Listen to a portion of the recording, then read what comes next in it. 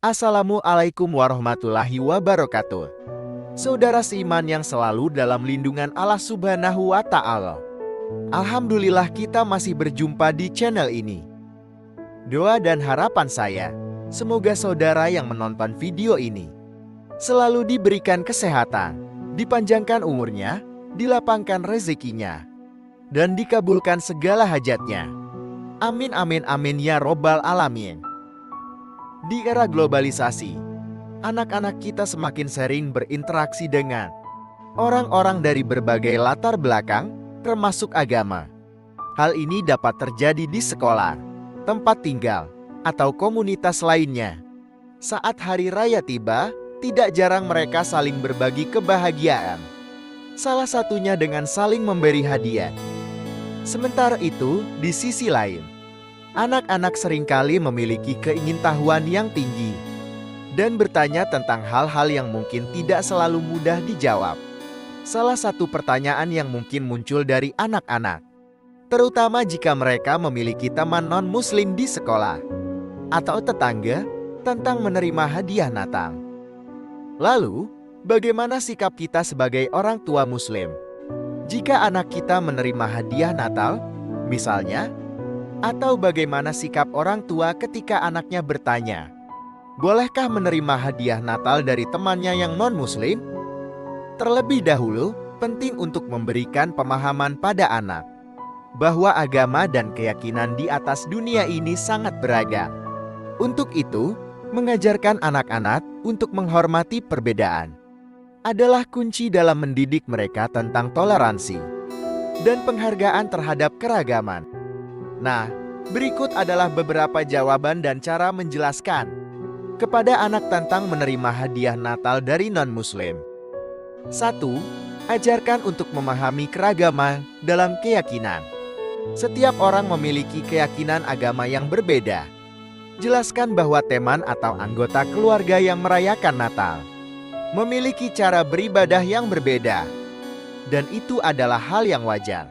Sebab manusia di atas dunia ini diciptakan berbeda-beda, baik itu suku, ras, warna kulit, bahasa daerah, bahkan agama pun berbeda. Sebagaimana firman Allah dalam Al-Quran, Surat Al-Hujarat ayat 13.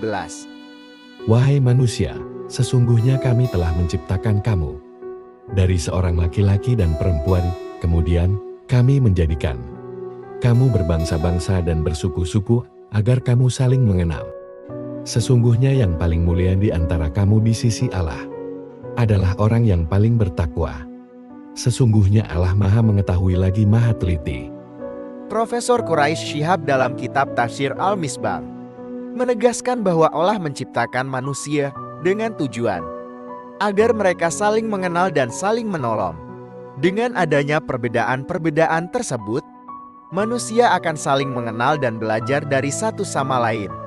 Hal ini akan mempererat tali persaudaraan dan meningkatkan kerjasama antar manusia. 2. Beri penjelasan dengan rujukan yang tepat. Terkait pertanyaan dari anak bagaimana hukum menerima hadiah Natal dari orang non-muslim, orang tua dapat merujuk pada pendapat ulama atau otoritas agama yang dihormati untuk memberikan klarifikasi mengenai masalah menerima hadiah dari non-muslim ini. Ini dapat membantu memahamkan orang tua dan anak terkait sudut pandang Islam terhadap menerima hadiah dari non-muslim.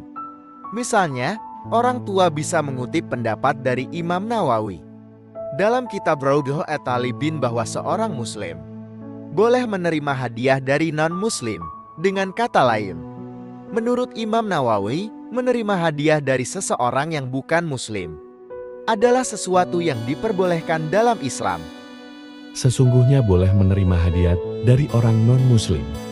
Sejatinya, dalam Islam, saling memberi memang dianggap sebagai perbuatan baik yang dianjurkan, terlepas dari latar belakang agama maupun kepercayaan si pemberi dan penerima.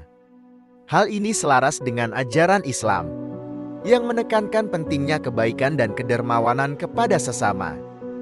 Bahkan dalam kitab Al-Mughni disebutkan bahwa menurut pendapat ulama yang lebih syahid, menerima hibah dari non-muslim yang memusuhi orang-orang muslim, sekalipun hukumnya boleh dan sah.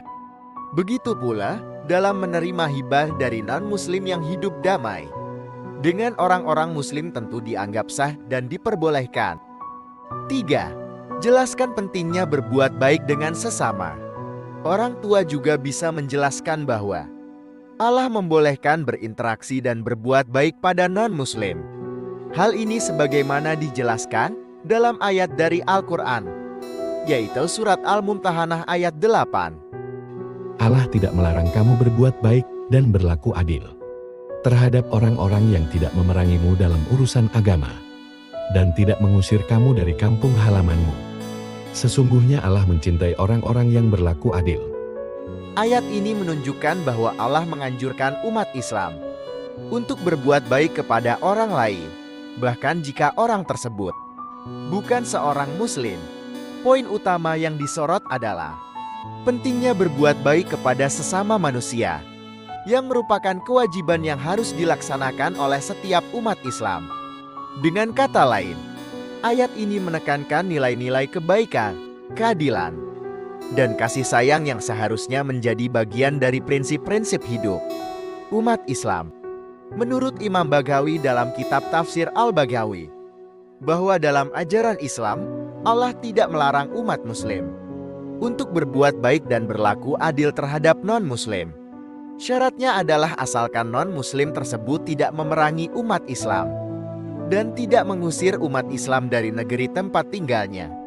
Lebih dari itu, Allah juga menekankan pentingnya bersikap baik dan adil kepada semua orang tanpa memandang agama, suku, atau ras mereka. Dalam konteks ini, Islam mengajarkan nilai-nilai universal tentang keadilan, toleransi, dan sikap baik terhadap semua individu, tidak terkecuali berdasarkan perbedaan keyakinan atau latar belakang etnis. Allah tidak melarang kamu berbuat baik pada non-muslim yang tidak memerangi kamu dan juga menganjurkan berlaku adil pada mereka. Maka berbuat adillah pada mereka dengan kebaikan dan kebajikan. Sesungguhnya Allah menyukai orang yang berbuat adil. 4. Rasulullah pernah menerima hadiah dari non-muslim. Orang tua juga bisa menjelaskan pada anaknya bahwa Rasulullah pun pernah menerima hadiah dari non-muslim. Hal ini sebagaimana hadits riwayat Imam Al-Tirmizi dari Sayyidina Abu Hurairah yang menceritakan bahwa beberapa penguasa atau raja seperti Kisra an-Nushirwan, Kaisar Romawi, dan beberapa raja lainnya memberikan hadiah kepada Nabi Muhammad SAW. Itu artinya apa? Dan beliau menerima hadiah tersebut. Kisra memberikan sesuatu kepada Rasulullah SAW. Lalu beliau menerimanya, begitu juga Kaisar memberikan sesuatu kepada beliau, dan beliau menerimanya. Para raja juga memberikan sesuatu kepada beliau, dan beliau menerima dari mereka. Sementara itu, Imam Nawawi dalam kitab Syarah Nawawi ala Muslim menjelaskan bahwa Nabi Muhammad menerima hadiah-hadiah dari orang-orang kafir dari ahlul kitab seperti orang Nasrani, Raja Maukis Raja Bizantium, dan Raja-Raja Syam. Imam Nawawi berkata, pakar hukum Islam, Al-Qadi berkata, sesungguhnya Nabi Shallallahu Alaihi Wasallam menerima hadiah dari kaum kafir ahlul kitab yang masih berpegang teguh pada agama Nasrani, seperti penguasa Bizantium dan Raja-Raja Syam. Tidak ada pertentangan antara tindakan beliau. Tidak diterima busa orang-orang musyrik. Ini karena kita dihalalkan untuk memakan daging kurban dari ahlul kitab dan melakukan pernikahan dengan mereka. Berbeda dengan orang musyrik penyembah berhala.